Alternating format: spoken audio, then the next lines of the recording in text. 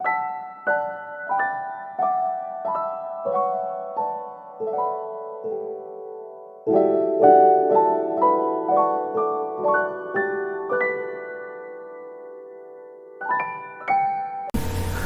1 number systems. Number systems में जिस number से हमारा पहला वास्ता पड़ता है वो है natural numbers. Natural numbers are the numbers which are positive integers. Integers जैसा कि आप जानते हैं कि 1, 2, 3 ये सब इंटीजर्स होते हैं। एंड इंक्लूड नंबर्स, और इसमें नंबर्स कौन से शामिल होते हैं जो 1 से शुरू होते हैं और इन्फिनिटी तक जाते हैं। इसको सेट ऑफ नेचुरल नंबर्स भी कहा जाता है। इसको डिनोट किया जाता है n से, और ये स्टार्ट होता है 1 से। इस तरह ये चलता जाता है सेट, और इन्फिनिटी तक ये चलता जाता है। इसमें जो इम्पोर्टेंट बात याद रखने की है वो ये है कि सेट ऑफ नेचुरल नंबर्स में ज़ीरो नहीं होगा।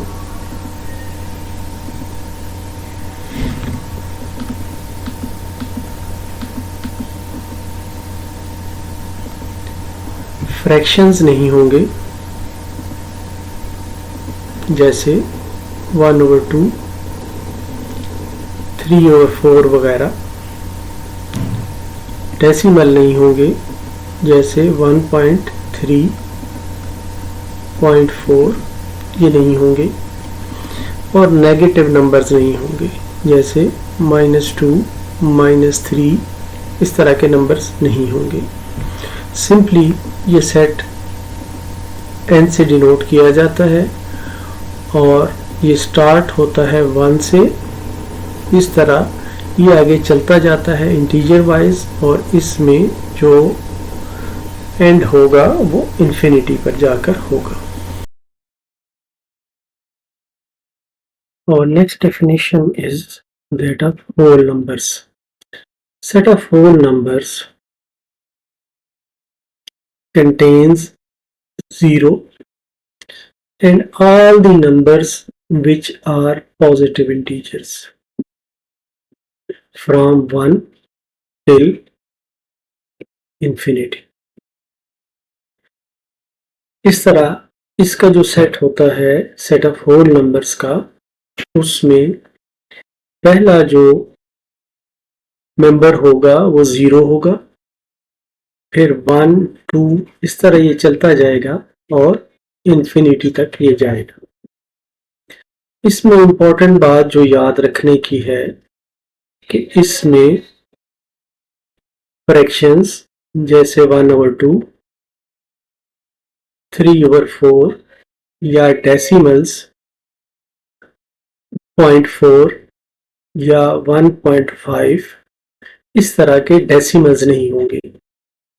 इसके अलावा इसमें नेगेटिव नंबर्स भी नहीं होंगे, जैसे -5, -2 वगैरह। इस सेट को W से डिनोट किया जाता है। अगेन आई रिपीट कि इसमें 0 होगा और सारे पॉजिटिव इंटीजर्स होंगे। इस सेट की डेफिनेशन भी एक इम्पॉर्टेंट डेफिनेशन है जो आपको मौजूदा चैप्टर में जगह जगह जरूरत पड़ेगी।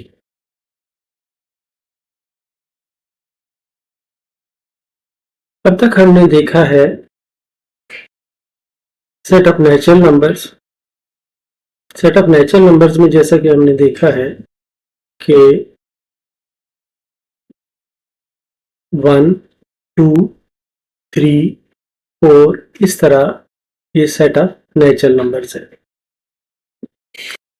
फिर हमने देखा कि सेट ऑफ होल नंबर्स है। सेट ऑफ होल नंबर्स में सेट ऑफ नेचुरल नंबर्स के साथ साथ 0 भी शामिल होता है। तो सेट ऑफ होल नंबर्स में 0, 1, 2, 3, 4 शामिल हो जाता है। लेकिन रोजमर्रा जिंदगी में हम देखते हैं कि नंबर जो हैं वो नेगेटिव भी होते हैं। तो इसके लिए हम इस्तेमाल करते हैं मैथमेटिक्स में set of integers. Set of integers की जो डेफिनेशन है वो ये है कि set of integer contains zero and all numbers which are positive and negative integers from 1 till infinity। पहले जो हमने देखा सेट ऑफ नेचुरल नंबर्स में सिर्फ ये वाले नंबर्स थे,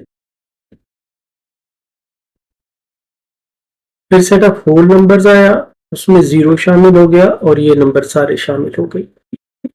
अब सेट ऑफ इंटीजर्स है तो सेट ऑफ इंटीजर्स में माइनस के जो इंटीजर्स हैं, नेगेटिव इंटीजर्स हैं, वो भी शामिल हो गए। तो सेट ऑफ इंटीजर्स जिसको हम z से डिनोट करते हैं उसमें सारे नेगेटिव नंबर्स होंगे, जीरो होगा और पॉजिटिव इंटीजर्स होंगे।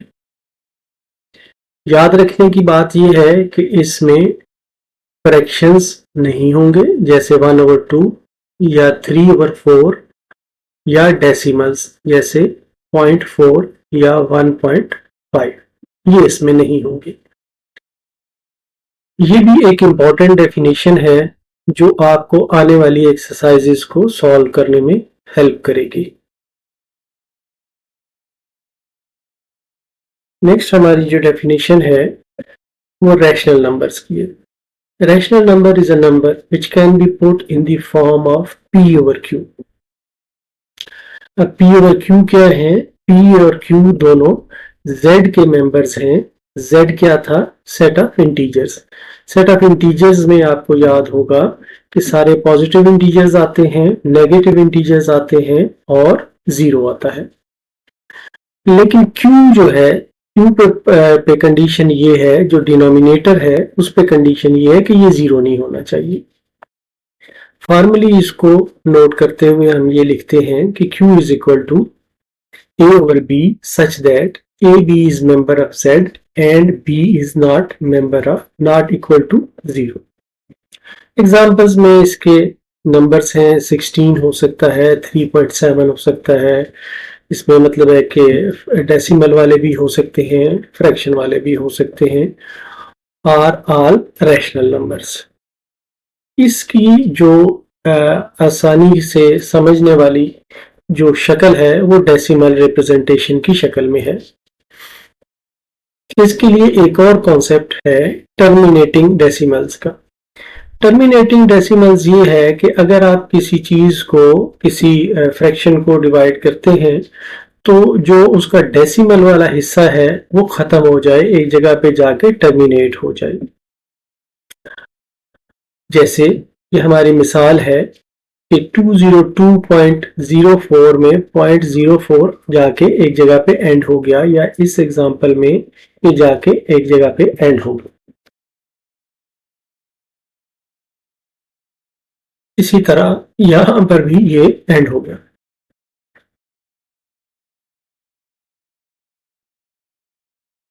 टर्मिनेटिंग डेसिमल जो है वो एक कॉमन फ्रैक्शन में तब्दील किया जा सकता है। जैसे अगर 0.25 हो तो ये 25/100 बन जाता है, जो अगेन p/q की शक्ल है। या 2.5 को हम 5/2 लिख सकते हैं, जो अगेन p/q की एक शक्ल है। इसी तरह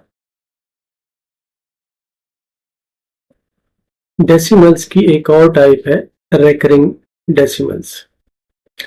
रेकरिंग डेसिमल्स ये होते हैं कि जो अपने आप को रिपीट करते जाएं, ऐसे डेसिमल्स जैसे रिपीट करते जाएं। फॉर एग्जांपल अगर 1/3 हम सॉल्व करते हैं तो इसका आंसर 0.3333 ये चलता जाएगा, ये रुकेगा कि नहीं कहीं पर।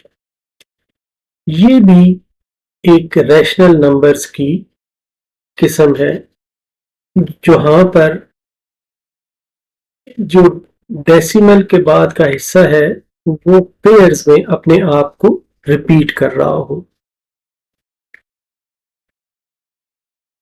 जैसे हम इसमें देखते हैं 1.3 में कि 1.3 को जब हम डिवाइड करते हैं तो 3 रिपीट हो रहा है। इसी तरह 2.33 में ये 3 जो है रिपीट हो रहा है। 1/7 को अगर हम सॉल्व करते हैं तो उसमें 0.142857 तक आता है। इसके बाद ये दोबारा रिपीट होना शुरू हो जाता है और इसको अगर हम आगे डिवाइड करते जाएं तो ये मजीद रिपीट होता शुरू हो जाएगा। ये भी एक शक्ल है रैशनल नंबर्स की। तो रैशनल नंबर्स की दो निशानियां हुई डेसिमल रिप्रेजेंटेशन के तहत कि एक तो उसमें जो डेसिमल पार्ट है वो टर्मिनेट हो जाए यानी खत्म हो जाए, किसी जगह पे जाके खत्म हो जाए। और अगर ये खत्म होने वाला ना हो तो ये कम से कम अपने पेयर्स में रिपीट हो रहा हो यानी रेकर हो रहा हो, दोबारा रिपीट हो रहा हो। ये दो निशानियां हैं रैशनल नंबर्स को जानने की। नेक्स्ट है irrational numbers.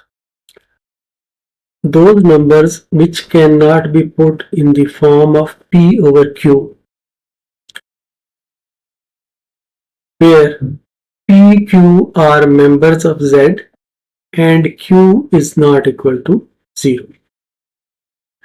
हमने रैशनल नंबर्स के लिए ये पढ़ा था कि ऐसे नंबर्स जिनको p ओवर q की फॉर्म में लिखा जा सकता है, लेकिन इररेशनल नंबर्स वो हैं जो p ओवर q की फॉर्म में नहीं लिखे जा सकते। इसको हम चंद एग्जाम्पल्स की मदद से समझने की कोशिश करते हैं। जब हम डेसिमल रिप्रेजेंटेशन कर रहे थे, उसकी मदद से समझने की कोशिश कर रहे थे, तो हमने देखा था कि जहां पर डेसिमल टर्मिनेटिंग हो या रेकरिंग हो, वहां पर हमने कहा था कि जो नंबर होगा वो रैशनल होगा।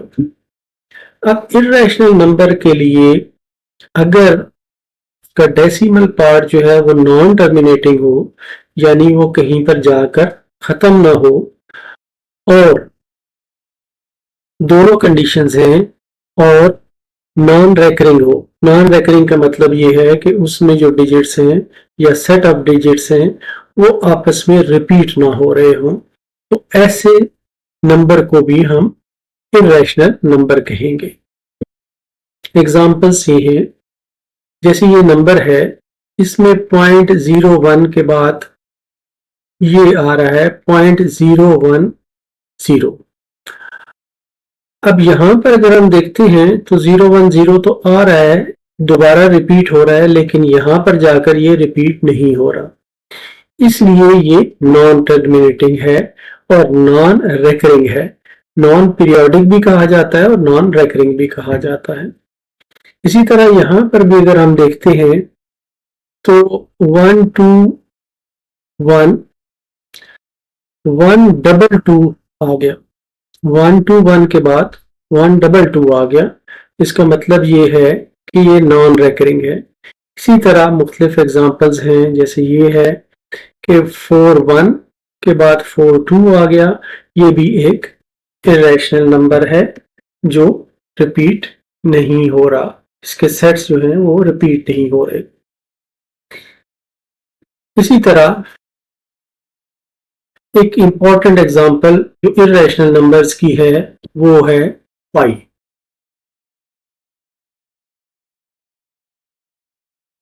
पाई को हम लिखते हैं 3.14159264। पाई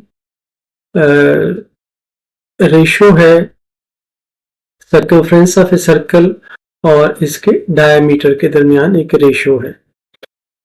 इसकी जो अप्रोक्सीमेट वैल्यू है वो 22/7 है और इसको हम जनरली 3.14 लिखते हैं। ये भी एक इर्रेशनल नंबर है। तो इर्रेशनल नंबर को पहचान करने की जो निशानी हमें पता चली है वो ये है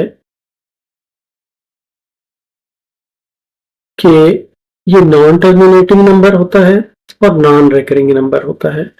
ये दोनों कंडीशंस होंगी तभी वो इरेशनल नंबर होगा। अगर कोई नंबर नॉन टर्मिनेटिंग है लेकिन वो रिकरिंग है तो वो रैशनल नंबर होगा। इसी तरह √2 भी एक मिसाल है जहां पर 2 जो है ये √2 एक इरेशनल नंबर है और √a ये भी एक इरेशनल नंबर है जहां पर a जो है वो परफेक्ट स्क्वायर नहीं है। नेक्स्ट है set of real numbers.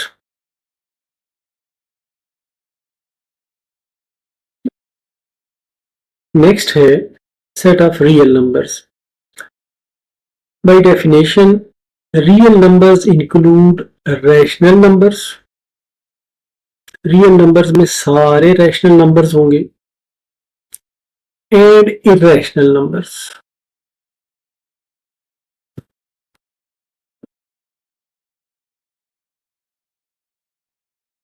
Rational numbers में सारे पॉजिटिव नेगेटिव इंटीजर्स फ्रैक्शंस वगैरह आ जाते हैं और इरेशनल नंबर्स की डेफिनेशन हम पीछे देख चुके हैं कि जो p/q की फॉर्म में नहीं लिखे जा सकते वो हम कहते हैं कि इरेशनल नंबर्स। तो सेट ऑफ रियल नंबर्स जिसे हम r से कैपिटल R से डिनोट करते हैं वो होगा q union q dash. q represent करता है रैशनल नंबर्स को और q डैश रिप्रेजेंट करता है इरेशनल नंबर्स। तो रियल नंबर्स जो है उसमें दोनों रैशनल नंबर्स भी होंगे और इरेशनल नंबर्स भी होंगे। इसी तरह बाइनरी ऑपरेशन किसी भी सेट पर जिसे हम एस्टेरिक की शक्ल में डिनोट करते हैं वो कोई भी ऑपरेशन होता है जो एक डेफिनेट ऑर्डर में एक एलिमेंट से दूसरे एलिमेंट पर किया जाता है।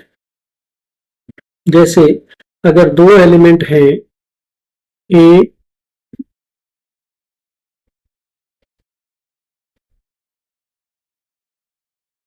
और बी तो इनके दरमियान अगर हम एडिशन का ऑपरेशन करते हैं तो ये एक बाइनरी ऑपरेशन होगा। जो इंपॉर्टेंट ऑपरेशंस हैं बाइनरी ऑपरेशंस हैं उसमें एडिशन है, मल्टीप्लिकेशन है, इसी तरह यूनियन है, इंटरसेक्शन है। बाइनरी ऑपरेशंस को समझने के लिए हम आने वाले कुछ एग्जांपल्स की मदद से इनको हम समझेंगे। नेक्स्ट हमारा टॉपिक है properties of real numbers. Real number जैसा कि आप जानते हैं कि हम R से कैपिटल R से डिनोट करते हैं और रियल नंबर्स के सेट में सारे रैशनल नंबर्स और इरेशनल नंबर्स होते हैं। हम इन प्रॉपर्टीज को डिफाइन करने के लिए अज्यूम करते हैं कि जो रियल नंबर का सेट है इसमें एडिशन की प्रॉपर्टी और मल्टीप्लिकेशन की प्रॉपर्टी डिफाइंड है। सबसे पहले हम एडिशन के लॉज को डिफाइन करते हैं। पहला जो लॉ है वो है क्लोयर लॉ ऑफ एडिशन जो कहता है फॉर ऑल। ये जो निशान है ये फॉर ऑल का है। For all A B member of R A plus B is also member of R. मतलब ये है कि अगर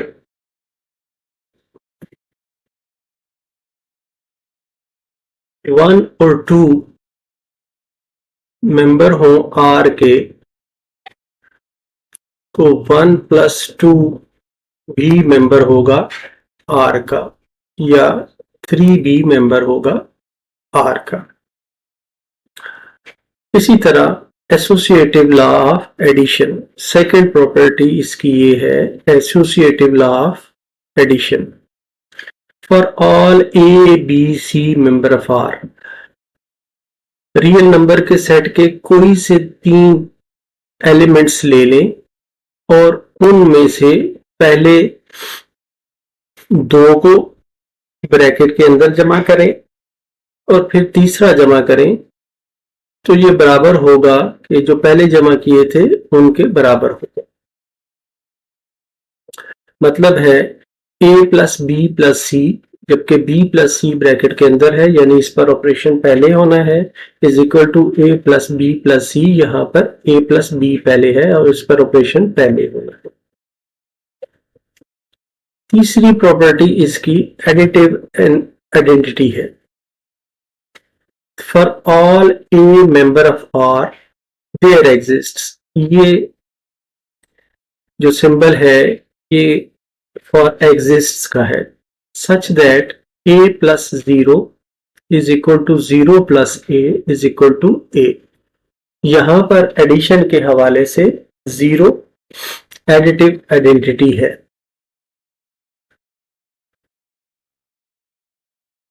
इसके बाद है चौथी property additive inverse for all A members of R. हर एलिमेंट के लिए there exists minus A member of R such that अगर हम इस ए में एडिटिव इनवर्स को ऐड करें तो आंसर आइडेंटिटी आना चाहिए। नेक्स्ट है commutative law for addition for all A B member of R. A B कोई से 2 मेंबर्स हैं रियल नंबर्स के, तो इनको जिस भी तरतीब में ऐड किया जाए रिजल्ट सेम आएगा। a plus B is equal to b plus a. ये लॉज बहुत इंपॉर्टेंट हैं, ये आगे आपको एक्सरसाइज को सॉल्व करने में जगह जगह जरूरत पड़ेगी, इसलिए जरूरी है कि आप इनको याद करें।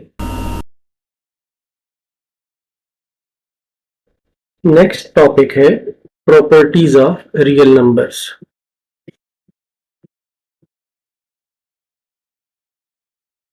इसमें अब हम मल्टीप्लिकेशन लॉज के हवाले से रियल नंबर्स की प्रॉपर्टीज को स्टडी करेंगे। पहली प्रॉपर्टी है क्रोयर लॉ ऑफ मल्टीप्लिकेशन।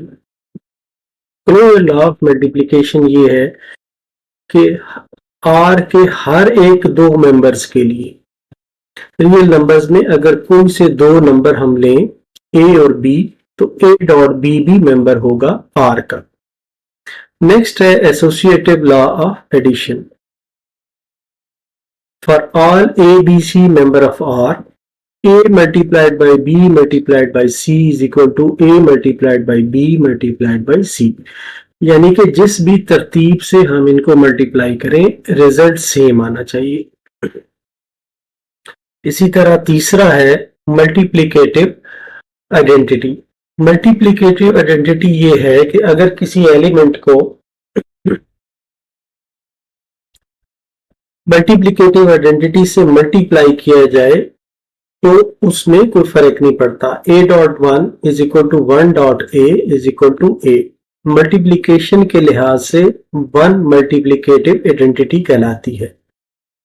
इसके बाद है multiplicative inverse for all a not equal to 0, 0 का नहीं होगा, member of r there exist a minus a member of r such that a multiplied by a inverse is equal to 1 और a inverse multiplied by a is equal to 1. A inverse is also written as multiplicative as 1 over a. For example अगर हमारे पास 2 है तो set में एक ऐसा element 1 over 2 भी होना चाहिए जिसको अगर हम मल्टीप्लाई करें तो आंसर आइडेंटिटी आए।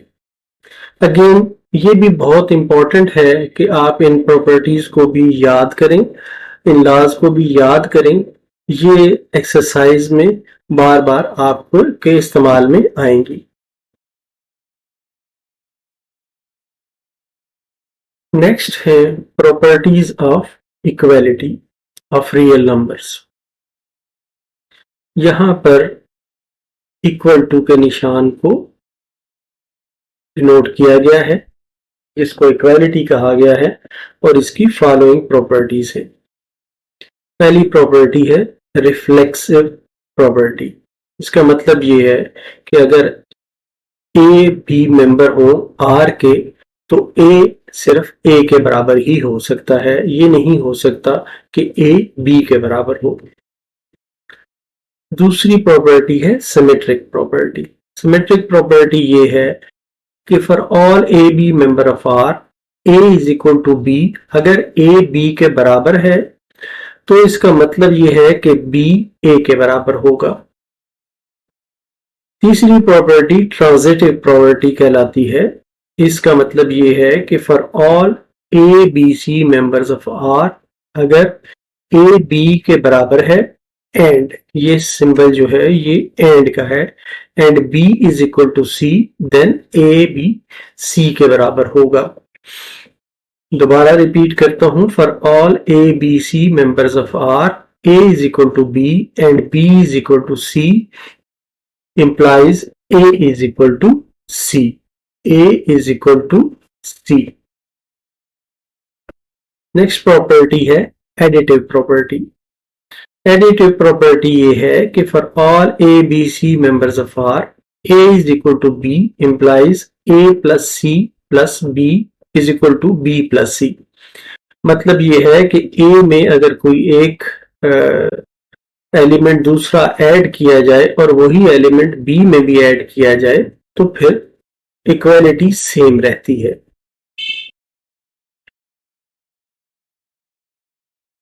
नेक्स्ट है multiplicative property. For all A B C members of R, अगर ए बी के बराबर है और कोई एक नंबर फिक्स नंबर दोनों साइडों पे मल्टीप्लाई किया जाए तो फिर भी इक्वालिटी सेम रहेगी। मतलब है a c is equal to b c and c a is equal to c b. मतलब है कि राइट हैंड साइड से अगर मल्टीप्लाई किया जाए तब भी सेम रहेगी और लेफ्ट हैंड साइड से अगर मल्टीप्लाई किया जाए तो फिर भी सेम रहेगी। Cancellation property with respect to addition. For all A, B, C member of R, A plus B is equal to B plus C। अगर A plus C B plus C के बराबर हो और दोनों तरफ से हम C को माइनस करें तो इसका मतलब ये है कि A B के बराबर आना चाहिए, रिजल्ट आना चाहिए। Cancellation property with respect to multiplication. जैसे cancellation property with respect to addition थी, इसी तरह अब cancellation property with respect to multiplication आ गई है। ए बी सी अगर तीन मेंबर हम लें रियल नंबर सेट के और a c is equal to b c हो तो implies a is equal to b. मतलब ये है कि इसको अगर हम सी से डिवाइड करें दोनों साइडों को तो ए इज इक्वल टू बी आएगा। अगेन ये प्रॉपर्टीज बहुत इंपॉर्टेंट है, इनको याद रखना आपके लिए बहुत जरूरी। नेक्स्ट है प्रॉपर्टीज ऑफ इनइक्वालिटीज या ऑर्डर प्रॉपर्टीज। पहली प्रॉपर्टी है trichotomy property.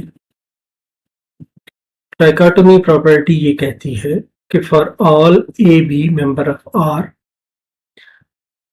Either A B के बराबर होगा या ए बी से बड़ा होगा या ए बी से छोटा होगा। दूसरी प्रॉपर्टी ट्रांजिटिव प्रॉपर्टी है। For all A B C members of R, या अगर ए बी से बड़ा है और बी सी से बड़ा है तो ए सी से बड़ा होगा। अगर 5 4 से बड़ा है और 4 3 से बड़ा है, तो ये इंप्लॉय करता है कि 5 3 से बड़ा है। सेकेंड इसका पार्ट है, अगर ए बी से छोटा है और बी सी से छोटा है तो ए सी से छोटा होगा। नेक्स्ट प्रॉपर्टी है additive property. For all A B C members of R, अगर ए बी से बड़ा है तो a प्लस सी, कोई एक नंबर इसमें ऐड किया जाए दोनों साइडों पे, तो a plus C b plus c से बड़ा होगा। अगर a b से छोटा है तो a प्लस सी छोटा होगा b प्लस सी से। इसी तरह इसका सेकंड पार्ट है, अगर a b से बड़ा है और c d से बड़ा है तो a plus C b plus d से बड़ा होगा। अगर a b से छोटा है और c d से छोटा है तो a प्लस b छोटा होगा b प्लस d से।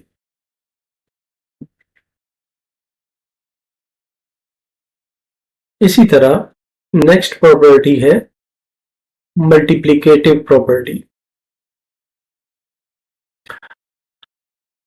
For all a b c member of r and c not equal to 0,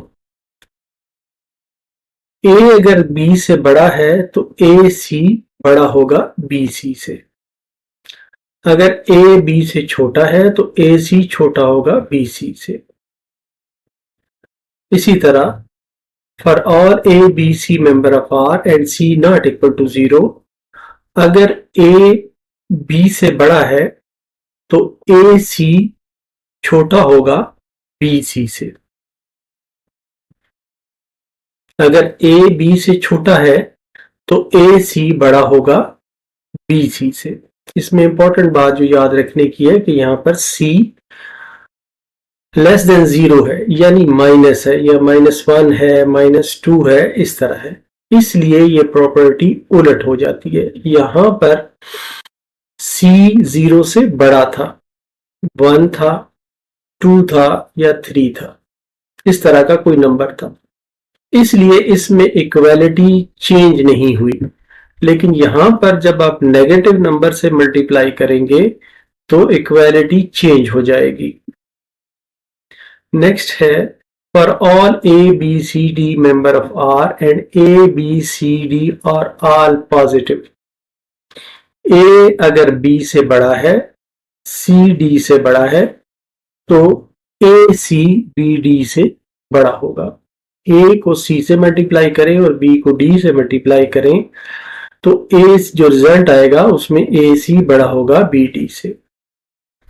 इसी तरह अगर ए बी से छोटा है और सी डी से छोटा है तो ए सी छोटा होगा बी डी से।